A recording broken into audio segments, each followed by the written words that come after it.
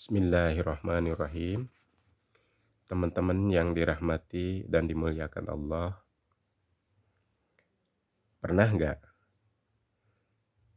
merasa badan kita ada di sini, tapi hatinya lagi ribut sendiri, merasa kecewa, merasa cemas, merasa marah-marah sama keadaan kita sehari-hari.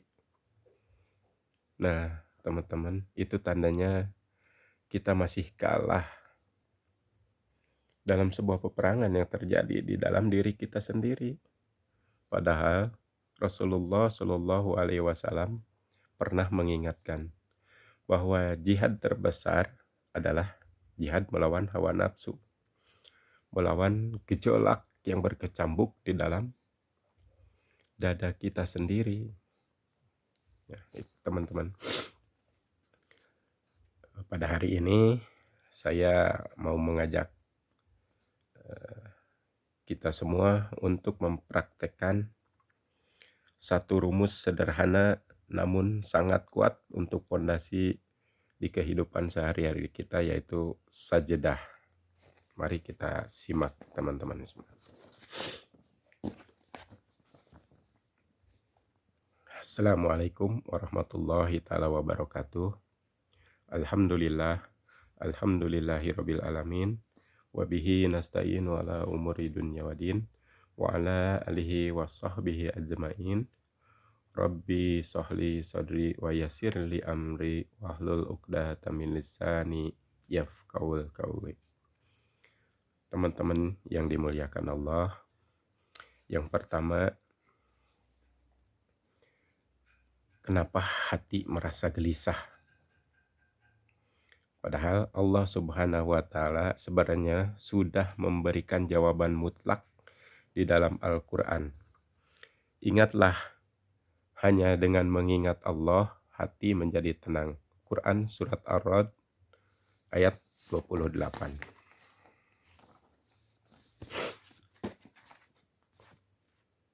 Tapi pertanyaannya, kenapa saat ujian datang, kita rasanya susah banget. Susah buat untuk tenang. Susah banget gitu merasa tenang itu ya. Kalau diberikan ujian. Nah, jawabannya adalah karena saat terkena ujian, kita selalu sering melewati 7 fase emosi ini tanpa kita sadari. Teman-teman, mari kita bedah satu persatu. Coba bayangkan jika konteks ujiannya itu, ujian yang Allah berikan kepada kita itu adalah kehilangan pekerjaan secara mendadak, atau omset bisnis kita tiba-tiba sepi drastis gitu. 7 fase itu yang pertama yaitu shock. Ketika kita diberikan ujian, yang pertama biasanya kita shock dulu ya. Belum apa-apa udah shock, udah kaget. Ini adalah reaksi pertama kali saat mendengar berita buruk. Pikiran mendadak kosong. Contoh kecilnya ya, pas membaca surat PHK atau melihat laporan keuangan yang drop, kita langsung lemas dan dalam hati kita teriak, "Hah, kok bisa ya? Ya Allah, kenapa harus saya?" gitu. Nah, itu yang pertama, kaget. Terus yang kedua, denial, menolak kenyataan. Hari kita berusaha menyangkal kenyataan karena terlalu pahit untuk diterima. Ini yang kedua nih, menolak kenyataan. Biasanya hati kita itu berusaha menyangkal kenyataan karena terlalu pahit untuk diterima. Kita mulai membela diri dan menutup mata dari realita. Enggak, ini pasti salah hitung. Bisnis saya nggak mungkin sekolev ini. Besok juga pasti balik normal lagi kok. Nah, itu biasanya yang terlintas di pikiran kita itu denial, menolak kenyataan. Terus yang ketiga, frustasi dan marah. Ketika kenyataan sudah tidak bisa disangkal lagi, emosi mulai meledak keluar ya. Kita mulai menyalahkan keadaan, marah-marah di rumah, menggerutu di media sosial, atau menyalahkan orang lain. Gara-gara kebijakan kantor nih, gara-gara partner kerja saya nggak becus nih. Nah, seringkali kita berpikir ke situ ya. Terus yang keempat, putus asa. Energi untuk marah sudah habis, berganti menjadi rasa lelah yang luar biasa dan putus asa. Kita mulai mengurung diri di kamar, malas melakukan apa-apa, dan merasa masa depan sudah gelap gulita gitu. Pikiran mulai berbisik, udahlah, saya emang ditakdirkan gagal, gak ada gunanya usaha lagi. Nah, yang kelima, mulai mencoba eksperimen. Setelah mentok di titik terendah, percikan iman dan logika kita mulai bekerja kembali. Kita mulai coba-coba mencari jalan keluar. Kita mulai membuka laptop lagi, mencari info lowongan kerja baru, atau mulai riset kecil-kecilan. Kira-kira kalau saya jualan produk lain yang modalnya lebih kecil, bisa jalan nggak ya? Bisa value besar nggak ya? Nah, yang keenam, keputusan untuk bangkit. Keputusan untuk bangkit ini di fase ini kita mengambil komitmen penuh untuk maju dan melibatkan Allah secara total. Contoh kecilnya gini, kita memantapkan hati dan niat. Bismillah, saya putuskan buat bangkit. Saya mau perbaiki salat saya contohnya. Saya mau melangkah lagi. Saya pasrahkan semua hasilnya kepada Allah. Nah, yang terakhir, yang ketujuh, penerimaan atau ridho. Ini puncak kedamaian hati ya. Kita berdamai sepenuhnya dengan takdir Allah. Contoh nyatanya, kini kita bisa tersenyum dulu sambil berucap hasbunallah wa ni'mal wakil. Kejadian kemarin memang menyakitkan, tapi saya ridho ya Allah. Saya yakin Engkau punya rencana yang jauh lebih baik buat saya, lebih indah buat saya. Nah, masalah terbesar kita adalah mayoritas dari kita sering banget kejebak dalam berputar-putar di nomor 1-4 doang. Kaget, menyangkal, marah-marah gitu ya. Depresi.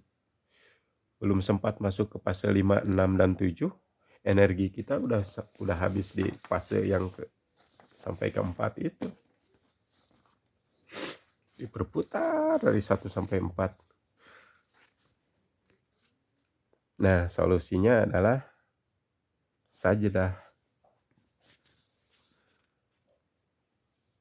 Makanya setiap kali hati Anda mulai terguncang hebat, langsung eksekusi dengan rumus sajdah ini. Yang pertama S, sadar. Sadar dalam muraqabah. Sadar sepenuhnya bahwa Allah sedang melihat saya saat ini. Lalu jeda sebentar dan tanya ke diri sendiri, apa sih yang sebenarnya bikin saya nggak semangat atau cemas akhir-akhir ini? Yang kedua, A, ambil jeda untuk istighfar. Berhenti sejenak, tunda respon, marah, dan mengeluh.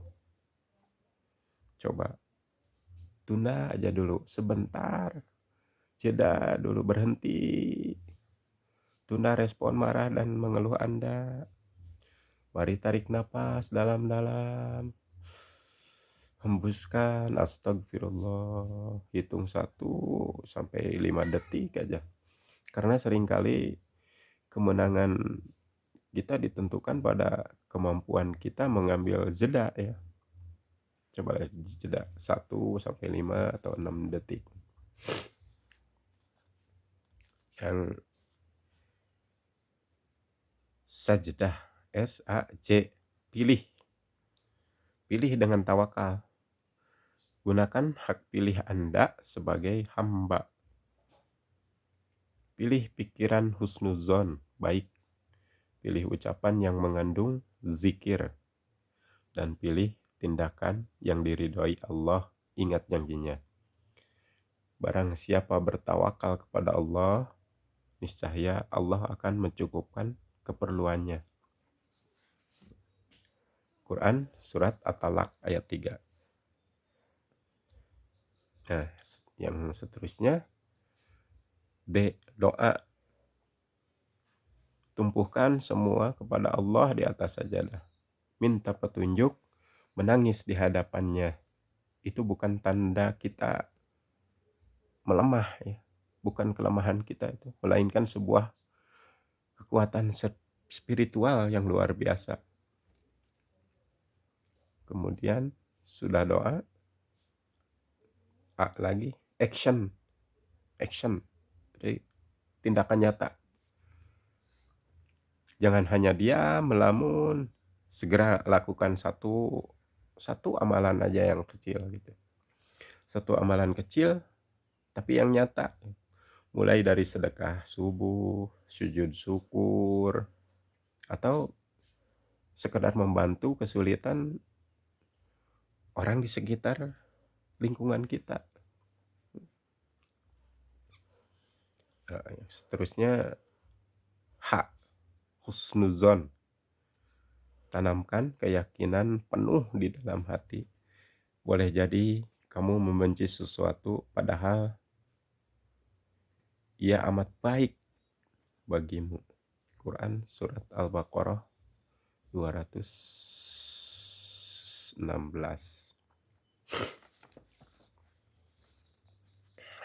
Teman-teman yang dirahmati Allah, yang paling penting di dunia ini adalah coaching ke diri sendiri. Mulai malam ini, sebelum memejamkan mata di tempat tidur, luangkan waktu sejenak untuk menanyakan 3 hal ini kepada diri kita. Yang pertama, ya Allah, apa yang membuat hamba merasa cemas hari ini? Yang kedua, apa hikmah indah yang ingin Engkau ajarkan kepada hamba di balik ini? Yang ketiga, apa satu amal kebaikan yang bisa hamba lakukan besok pagi? Ingat, kuncinya ada di sajdah ya. Sadar, ambil jeda, dan kemudian pilih.